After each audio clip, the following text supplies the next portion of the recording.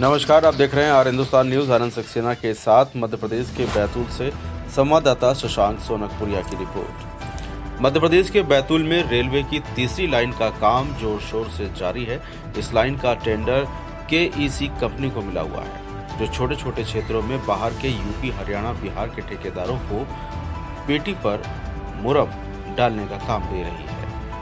और इस काम को करने के लिए ये ठेकेदार जिले के किसानों को बरगलाकर खेतों के समतलीकरण के नाम पर एसडीएम से अनुमति निकालकर और खनिज विभाग से खुदाई में निकली मुरम के परिवहन की अनुमति निकलवाकर धड़ल्ले से मुरम का उत्खनन करवा रहे हैं और समतलीकरण के नाम पर खदानें संचालित हो रही हैं। किसानों के खेतों से कई हेक्टेयर की मोरंग का उत्खनन कर रहे हैं और एक ही ठेकेदार 4 जगह से मोरंग का उत्खनन कर रहा है, जिसमें सरकारी जमीन और रेलवे की जमीन भी शामिल है। पर यहां अब तक खनिज विभाग और प्रशासन की टीम मौके पर निरीक्षण करने नहीं पहुंची है, जिसका सीधा फायदा ठेकेदार उठा रहे हैं, जिसमें हरे भरे वनोपज वाले पेड़ों को भी धराशायी करके पर्यावरण को नुकसान पहुंचाया जा रहा है। इस बात की भनक भोले भाले किसानों को भी नहीं लग रही है और करोड़ों अरबों की खदानों को समतलीकरण के नाम पर लेकर खदान से अवैध तरीके से मोरंग का उत्खनन धड़ल्ले से जारी है। पर विभागीय अधिकारियों के संरक्षण के चलते अब तक ऐसे ठेकेदारों पर कोई कार्रवाई नहीं की गई।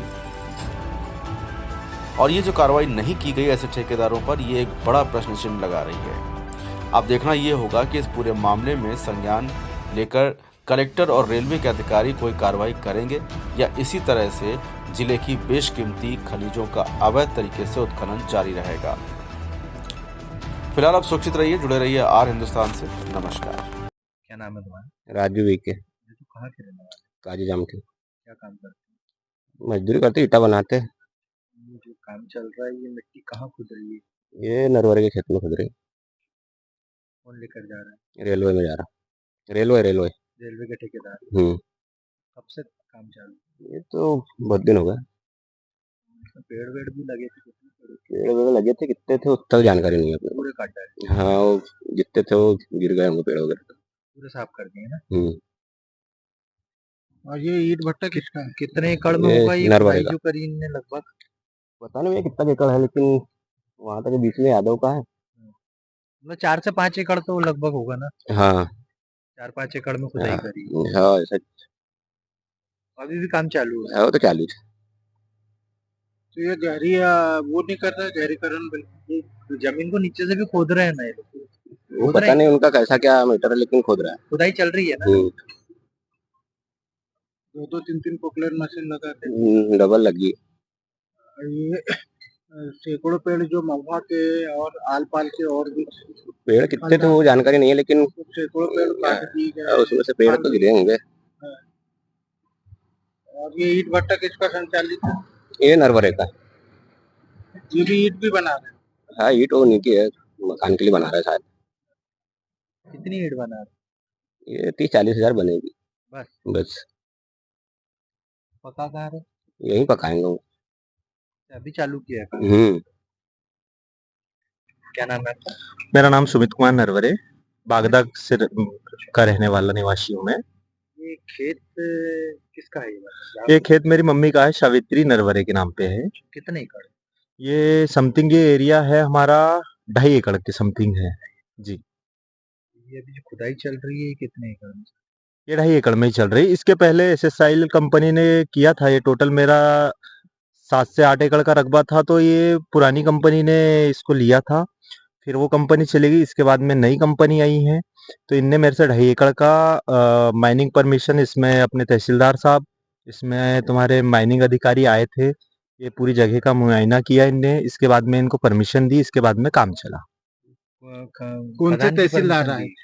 तहसीलदार को सर अब उतना तो मैं नहीं जानता हूँ, पर बैतूल से आए थे तहसीलदार साहब, आरआई साहब और माइनिंग अधिकारी सभी आए थे और जगह पे स्पॉट पे गए।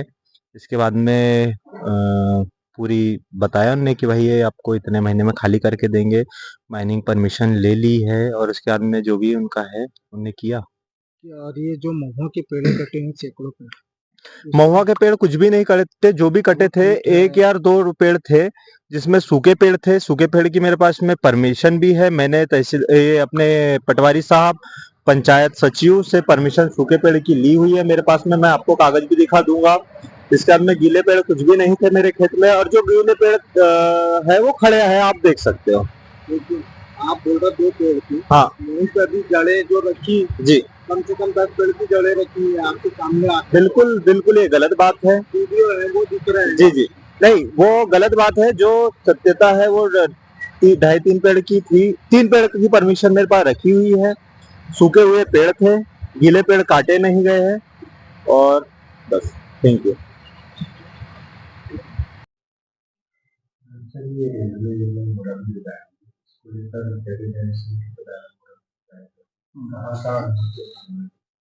देखिए, जो रेलवे का जो बड़ा प्रोजेक्ट है, जैसे मुल्ताई से लेकर बैतूल और बैतूल से लेके इटारसी तक का 3rd लाइन का, इसके लिए जो संबंधित ठेकेदार हैं, उनके द्वारा भूमि समतलीकरण और तालाब निर्माण से निकले हुए खनिजों की परिवहन की अनुमति हमारे यहाँ आवेदन कर रहे हैं, और उसके लिए हम उनको तत्काल रेवेन्यू डिपार्टमेंट की एनओसी और हमारे इंस्पेक्टर की एनओसी लेकर परिवहन अनुज्ञा जारी कर रहे हैं, और इसमें जो नियमानुसार रॉयल्टी जमा करनी होती है वो जमा कराई जा रही है।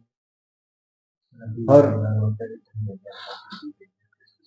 देखिए, ये अनुमतियों की जानकारी तो मैं अलग से आपको दे दूंगा, और लगातार एक विगत वर्ष से काम चल रहा है 3rd लाइन का, और इसके लिए हम अनुमतियां दे रहे हैं, और इसमें लगातार रॉयल्टियां जमा हो रही हैं। सर, ये खेत के लेवलिंग करने के मामले में ये खदानों में तब्दीली हो रही है सर। देखिए, ये लेवलीकरण संबंधित जो भूमि स्वामी है, उसकी भूमि की जमीन को अगर वो समतल कराना चाह रहा है तो उससे उसका निजी मामला है। उस समतलीकरण से जो मुरुम निकल रही है उसका हम परिवहन की अनुमति देते हैं। अगर वो खदान बना रहे हैं, ये उसकी हो सकता है तालाब बनाने की मंशा होगी।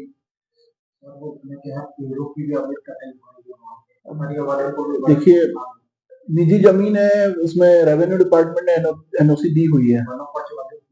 पेड़ की कटिंग हो चुकी है।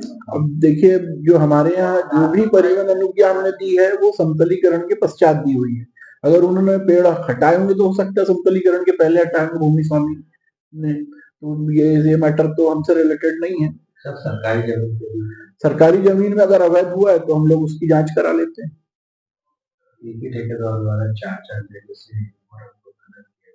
मैं उसमें, जैसा आप मेरी जानकारी में ला रहे हैं, तो हम सरकारी जमीन वाली की जांच करा लेते हैं। आप पर्टिकुलर स्थान बता दीजिए तो मैं चेक करवा लेता हूँ।